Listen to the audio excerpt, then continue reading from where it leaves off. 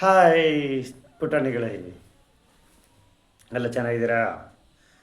ನಿಮಗೂ ಹುಲಿ ಚಿರತೆ ಸಿಂಹದ ಕತೆ ಕೇಳಿ ಕೇಳಿ ಬೇಜಾರಾಗಿದೆ. ನನಗೂ ಹೇಳಿ ಹೇಳಿ ನನಗೂ ಬೇಜಾರಾಗಿದೆ. ಇವತ್ತು ಬೇರೆ ಕತೆ ಹೇಳ್ತೀನಿ, ಎಲ್ಲ ಸಿದ್ಧವಾಗಿರಿ. ಈ ಕತೆ ಯಾವುದು ಅಂದರೆ ಸ್ಕೂಲ್ನಲ್ಲಿ ಓದೋ ಹುಡುಗಿ ಕತೆ. ತುಂಬ ಚೆನ್ನಾಗಿದೆ. ಮಕ್ಕಳೇ, ನೀವು ಇದೇ ಥರ ಮಾಡ್ಕೊಂಡೋದ್ರೆ ನಿಮ್ಮ ತಂದೆ ತಾಯಿಗಳಿಗೂ ಭಾಳ ಪ್ರೀತಿ ವಿಶ್ವಾಸ ನಿಮ್ಮ ಮೇಲೆ ಹೆಚ್ಚಾಗುತ್ತೆ ಅಂತೇಳಿ ಈ ಕತೆ ಹೇಳ್ತಾ ಇದ್ದೀನಿ. ಒಂದು ಗ್ರಾಮದಲ್ಲಿ ಒಂದು ಶಾಲೆ ಇರ್ತದೆ. ಆ ಶಾಲೆ ತುಂಬ ಪಾಠ ಪ್ರವಚನಗಳು ಚೆನ್ನಾಗಿ ಮಾಡೋ ಮಾಸ್ಟರ್ಗಳು ಆ ಶಾಲೆಯಲ್ಲಿ ಇರ್ತಾರೆ. ಈ ಸ್ಕೂಲ್ಗೆ ಅನೇಕ ವಿದ್ಯಾರ್ಥಿಗಳು ಬರ್ತಾರೆ. ಅದರಲ್ಲಿ ಲಾವಣ್ಯ ಒಂದು ಹುಡುಗಿ ಇದೇ ಶಾಲೆಗೆ ಬರ್ತಾಯಿದೆ. ಆ ಲಾವಣ್ಯ ಯಾವತ್ತೂ ಸರಿಯಾದ ಸಮಯಕ್ಕೆ ಸ್ಕೂಲ್ಗೆ ಬಂದವಳೇ ಅಲ್ಲ. ಪ್ರತಿದಿನ ಲೇಟು. ಅಲ್ಲಿ ಟೀಚರು ಇವಳು ಹೋಗ್ಬೇಕಾದ್ರೆ ಕಡ್ಡಿ ಯಾವಾಗಲೂ ಮಡಿಕೊಂಡು ಚೆನ್ನಾಗಿ ಏಟು ಹೊಡೆದು ನಂತರ ಮುಂದೆ ಕೂತ್ಕೋ ಅನ್ನೋದು. ಹೀಗೆ ಮಾಡ್ತಾ ಇರುತ್ತೆ. ಅವಳು ಪ್ರತಿದಿನ ಇದೇ ಥರ ಬರ್ತಾ ಇರ್ತಾಳೆ. ಈ ಟೀಚರ್ಗೆ ಹೊಡೆದು ಸಾಕಾಗಿ ಬೈತಾ ಇರ್ತಾಳೆ. ಏನು ಎಷ್ಟು ಹೇಳಿದ್ರು ಬುದ್ಧಿ ಕಲಿಯಲ್ಲ ನೀನು? ನಿನ್ನ ಮಾನ ಮರದಿಲ್ವಾ? ಸ್ಕೂಲ್ಗೆ ಸರಿಯಾದ ಟೈಮ್ಗೆ ಒಂದು ದಿನ ಬರ್ನಿಲ್ವಲ್ಲ ನೀನು ಅಂಥೇಳಿ ಮಾಸ್ಟರ್ ಬೈಗಳ ಗೊತ್ತಲ್ಲ, ಅದೇ ಥರ ಬೈತಾ ಇರ್ತದೆ. ಈ ಹುಡುಗಿ ವಿಧಿ ಇಲ್ಲ ಅಂಥೇಳಿ ಅವಳ ಕೈ ಕೊಟ್ಬಿಟ್ಟು ಏಟ ಹೊಡೆಸ್ಕೊಂಡು ಹೋಗಿ ಪಾಠ ಕೇಳೋಕ್ಕೆ ಬೆಂಚ್ ಮೇಲೆ ಕೂತ್ಕೊಳ್ಳುತ್ತದೆ. ಹೀಗೆ ಪ್ರತಿದಿನ ನಡೀತಾ ಇರ್ತದೆ. ಅದರಲ್ಲಿ ಒಂದು ದಿನ ಭಾನುವಾರ ಬರ್ತದೆ. ಸ್ಕೂಲ್ಗೆ ಲಕ್ಷಾಂತರ ರೂಪಾಯಿ ಡೊನೇಟ್ ಬಂದಿದೆ. ಆ ಡೊನೇಟ್ನ ವಿದ್ಯಾರ್ಥಿಗಳ ಮನೆಗಳಿಗೆಲ್ಲಕ್ಕೂ ಹಂಚ್ಕೊಂಡು ಹೋಗಬೇಕು ಅಂತ ಮಾಸ್ಟರ್ಗಳು ತೀರ್ಮಾನ ಮಾಡ್ಕೊಂಡಿದ್ದಾರೆ. ಮನೆಗೆ 5,000 ಬರ್ತಾಯಿದೆ. ಆವಾಗ ಅವತ್ತು ಭಾನುವಾರ ಆದ್ದರಿಂದ ಇವತ್ತು ಫಂಡ್ನೆಲ್ಲನೂ ಸ್ಟೂಡೆಂಟ್ಗಳು ಕೊಟ್ಬಿಡೋము ಅಂತೇಳಿ ಮಾಸ್ಟರ್ಗಳು ಹೋಗಿದ್ದಾರೆ. ಎಲ್ಲ ಹುಡುಗರು ಹಂಚ್ಕೊಂಡು ಹೋಗ್ಬೇಕಾದ್ರೆ ಈ ಲಾವಣ್ಯ ಮನೆ ಸಿಕ್ಕುತ್ತೆ. ಅಲ್ಲಿ ಮನೆಗೆ ಬೀಗ ಹಾಕಿರ್ತಾರೆ. ಆಗ ಪಕ್ಕದ ಮನೆಯವ್ರನ್ನೊಬ್ಬರನ್ನ ಕೇಳ್ತಾರೆ, ಅಮ್ಮ ಲಾವಣ್ಯನ ಮನೆಯವರು ಯಾರೂ ಇಲ್ವಲ್ಲ, ಎಲ್ಲಿಗೆ ಹೋದರು ಅಂತ. ಅದಕ್ಕೆ ಅವ್ರು ಹೇಳ್ತಾರೆ, ಅಯ್ಯೋ ಆ ಹುಡುಗಿ ಕಷ್ಟ ನಿಮ್ಗೇನು ಗೊತ್ತು? ಆ ಹುಡುಗಿ ಅವ್ರ ಅಜ್ಜಿನ ಕೊಳದ ಹತ್ರ ಕರ್ಕೊಂಡೋಗಿದೆ. ಅವ್ರ ಅಜ್ಜಿಗೆ ಸ್ನಾನ ಮಾಡಿಸಿ ಬಟ್ಟೆ ಬರೆ ಎಲ್ಲ ಒಗೆದು ಆಮೇಲೆ ಬರ್ತಾರೆ ಅಂತ ಹೇಳ್ತಾರೆ. ಇದು ನಿಜ ಸುಳ್ಳು ನೋಡೋಮ ಅಂಥೇಳಿ ಆ ಟೀಚರ್ಸ್ಗಳು ಕೊಳದ ಹತ್ರ ಹೋಗ್ತಾರೆ. ಅಲ್ಲಿ ಅವ್ರ ಅಜ್ಜಿನ ತಳ್ಳೋ ಗಾಡಿ ಮೇಲೆ ಕುಣಿಸ್ಕೊಂಡು ಸ್ನಾನ ಮಾಡಿಸಿ ಎಲ್ಲ ತಗೊಂಡೋಗಿದ್ರಲ್ಲ ಬಟ್ಟೆ ಬರೆ ಎಲ್ಲನೂ ಹೊಕ್ಕೊಂಡು ಶುದ್ಧ ಮಾಡ್ಕೊಂಡು ಕರ್ಕೊಂಡು ಬಂದು ಮನೆಗೆ ಬರ್ತಾರೆ. ಅದನ್ನೆಲ್ಲ ಈ ಟೀಚರ್ಸ್ಗಳು ಹಿಂಬಾಲಿಸ್ಕೊಂಡು ನೋಡ್ಕೊಂಡು ಬರ್ತಾರೆ.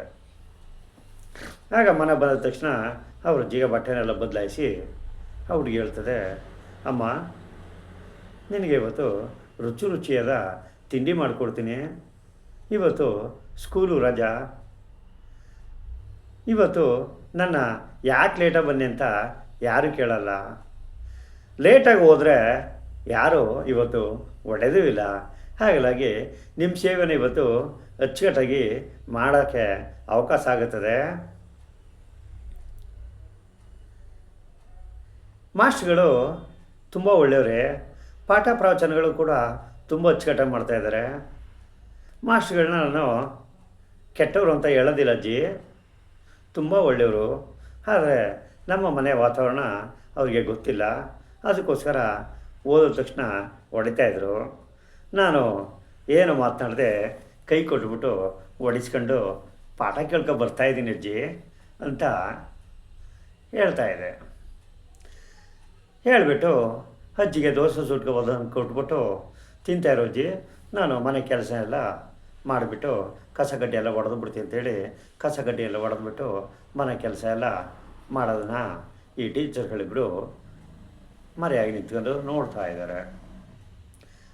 ಆವಾಗ ಮುಂಚೆ ಕೇಳಿದ್ರಲ್ಲ, ಇಲ್ಲ ಅವನೇ ಎಲ್ಲಿ ಅಂತ, ಅದೇ ಮನೆಗೆ ಹೋಗಿ ಆ ಬೊಮ್ಮನ್ನ ಕೇಳ್ತಾರೆ.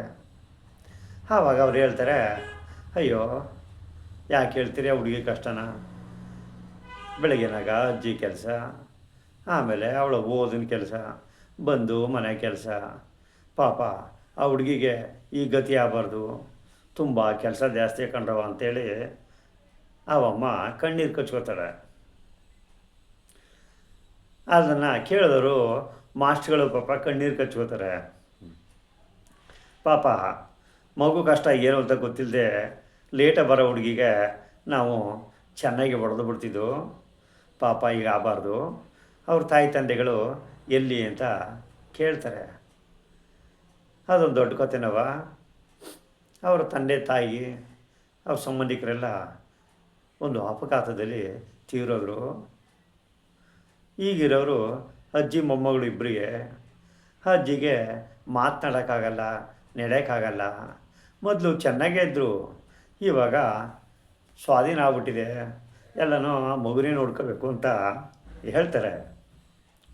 ಅದನ್ನು ನೋಡಿಬಿಟ್ಟು ಕಥೆನ, ಪಾಪ ಹಿಂಗಾಗಬಾರ್ದು, ಮಕ್ಕಳುಗಳಿಗೆ ಈ ಥರ ತೊಂದರೆ ಆದರೆ ಹೆಂಗೆ ಅಂದ್ಬಿಟ್ಟು ಹೇಳಿ ಕಣ್ಣೀರು ಕಚ್ಕೊಂಡು ಈ ಹುಡುಗಿ ದಂಡಕ್ಕೆ ಬರೋದಿಲ್ಲ, ಸ್ಕೂಲ್ಗೆ ಹೊಂಟೋಗ್ತಾರೆ.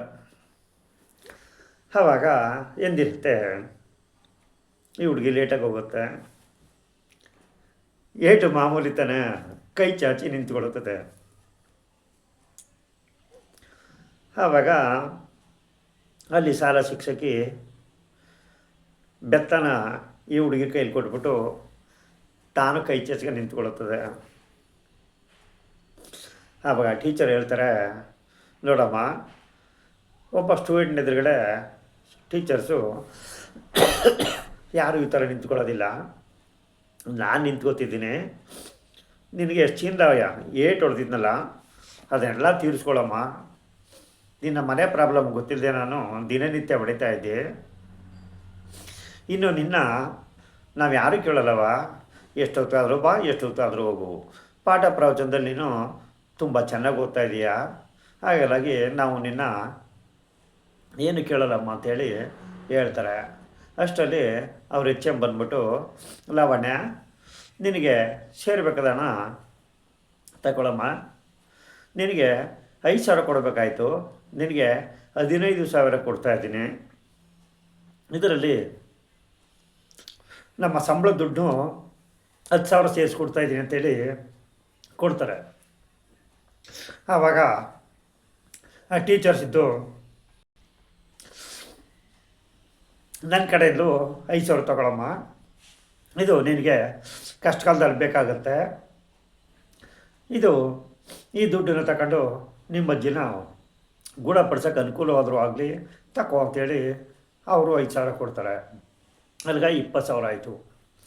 ಇವಳ ಕಥೆನ ಕೇಳಿದಂಥ ಸ್ಟೂಡೆಂಟ್ಗಳು ತಮ್ಮ ಕೆಲದ ಸೇವೆಗಳನ್ನ ತಾವು ಮಾಡ್ತಾರೆ. 10, 20, 50, 100 ಹಿಂಗೆಲ್ಲ ಕೊಡ್ತಾರೆ. ಕೆಲವು ಹುಡುಗರು, ನಮ್ಮ ಮನೆಯಲ್ಲಿ ಉಂಡಿ ಇಟ್ಟಿದ್ದೀನಿ, ನಾನು ಅದರಲ್ಲಿ ಹಣ ಶೇಖರಿಸಿಟ್ಟಿದ್ದೀನಿ, ಅದನ್ನು ನಾಳೆ ಹೊಡೆದ್ಬಿಟ್ಟು ಬಂದು ಕೊಡ್ತೀನಿ, ಬೇಜಾರು ಮಾಡ್ಕೋಬೇಡ ಅಂತ ಹೇಳಿ ಆ ಲಾವಣ್ಯನಿಗೆ ಹೇಳಿ ಧೈರ್ಯ ತುಂಬ್ತಾರೆ. ಆ ಲಾವಣ್ಯ ಕಣ್ಣೀರು ಕಚ್ಕೊಂಡು, ನಾನು ಇಂಥ ಶಾಲೆಯಲ್ಲಿ ಓದಬೇಕಾದ್ರೆ ನಾನು ಪುಣ್ಯ ಮಾಡಿರಬೇಕು, ಇಂಥ ಟೀಚರ್ಸ್ಗಳು, ಇಂಥ ಸ್ಟೂಡೆಂಟ್ಗಳು, ಈ ಪ್ರೀತಿನ ನಾನು ಯಾವತ್ತೂ ಮರೆಯೋಕ್ಕಾಗಲ್ಲ ಅಂಥೇಳಿ ಬಂದ ದುಡ್ಡನ್ನೆಲ್ಲ ತಗೊಂಡು ಮನೆಗೆ ಹೋಗ್ತಾರೆ. ಆಗ ಅವ್ರ ಅಜ್ಜಿಗೆ ಹೇಳಿಬಿಟ್ಟು, ಅಜ್ಜಿ ನನ್ನ ಶಾಲೆಯಲ್ಲಿ ಎಲ್ರಿಗೂ 5,000 ಕೊಡ್ತಾಯಿದ್ರು, ನನ್ನ ಮಾತ್ರ ನಮ್ಮ ಟೀಚರು 20,000 ಕೊಟ್ಟಿದ್ದಾರೆ, ಈ ದುಡ್ಡಿನಲ್ಲಿ ನಿಮ್ಮ ಅಜ್ಜಿಗೆ ಗುಣಪಡಿಸು ಅಂತ ಹೇಳಿ ಕೊಟ್ಟಿದ್ದಾರೆ, ಹಾಗೆ ನಮ್ಮ ಶಾಲಾ ಸ್ನೇಹಿತರುಗಳು ಕೂಡ 50, 100 ಹಿಂಗೆಲ್ಲ ಕೊಟ್ಟು ಎಲ್ಲ ದುಡ್ಡು ಮಸ್ತಾಗಿದೆ, ಈ ದುಡ್ಡಿನಲ್ಲಿ ನಾನು ನಿನ್ನನ್ನು ಆಸ್ಪತ್ರೆಗೆ ಕರ್ಕೊಂಡೋಗಿ ನೀನು ಮೊದಲೇ ಆಗಿದ್ದು ಅದೇ ಥರ ನಾನು ಗುಣಪಡಿಸ್ತೀನಿ ಅಜ್ಜಿ ಅಂತ ಹೇಳಿ ಆಸ್ಪತ್ರೆಗೆ ಕರ್ಕೊಂಡೋಗುತ್ತೆ. ಆವಾಗ ಆಸ್ಪತ್ರೆಯಲ್ಲಿ ಆಪ್ರೇಷನ್ ಮಾಡಿಸಿ ಟ್ರೀಟ್ಮೆಂಟ್ ಮಾಡ್ತಾರೆ. ಅದಾದ ಒಂದು 5-6 ತಿಂಗಳಿಗೆ ಅವ್ರ ಅಜ್ಜಿ ಮಾತಾಡೋಕ್ಕೂ ಶುರು ಮಾಡ್ತಾಳೆ, ಮತ್ತು ನಡೆದಾಡ್ಕೊಂಡು ಓಡಾಡೋಕ್ಕೂ ಶುರು ಮಾಡ್ತದೆ. ಆಗ ಒಂದು ದಿನ ಶಾಲೆಗೆ ಭೇಟಿ ಕೊಟ್ಬಿಟ್ಟು, ಮೇಡಮ್ನವರೇ, ನೀವು ಮಾಡಿದ ಉಪಕಾರನ ನಾನು ಯಾವತ್ತೂ ಮರೆಯೋಕ್ಕಾಗಲ್ಲ.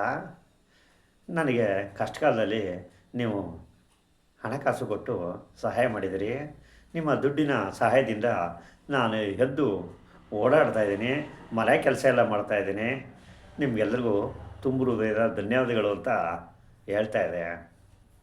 ಆವಾಗ ಮಾಸ್ಟ್ರುಗಳು ಹೇಳ್ತಾರೆ, ನೋಡಮ್ಮ, ಇವತ್ತು ಹಣ ಇರ್ತದೆ, ನಾಳೆ ಹೋಗುತ್ತೆ.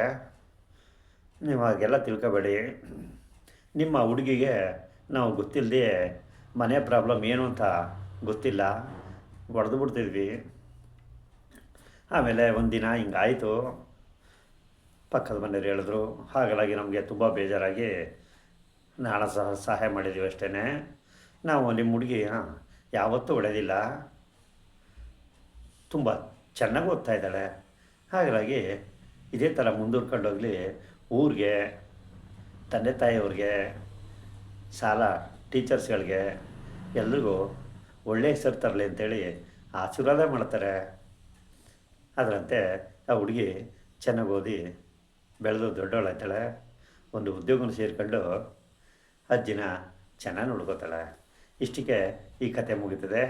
ಮತ್ತು ನಾಳೆ ಸಿಗೋಣ. ಅಲ್ಲಿವರೆಗೆ ನಮಸ್ಕಾರ. ಯಾರ್ಯಾರು ಸಬ್ಬಾಗಿಲ್ವೋ ಅವರೆಲ್ಲ ಸಬ್ಬಾಗಿ, ಲೈಕ್ ಕೊಡೋರು, ಕಾಮೆಂಟ್ ಕೊಡೋರು ದಯವಿಟ್ಟು ಈ ಕತೆಗಾದರೂ ಕೊಡಿ ಅಂತ ಕೇಳ್ಕೊತಾ ಇದ್ದೀನಿ. ಮತ್ತೆ ಸಿಗೋಣ. ನಮಸ್ಕಾರ.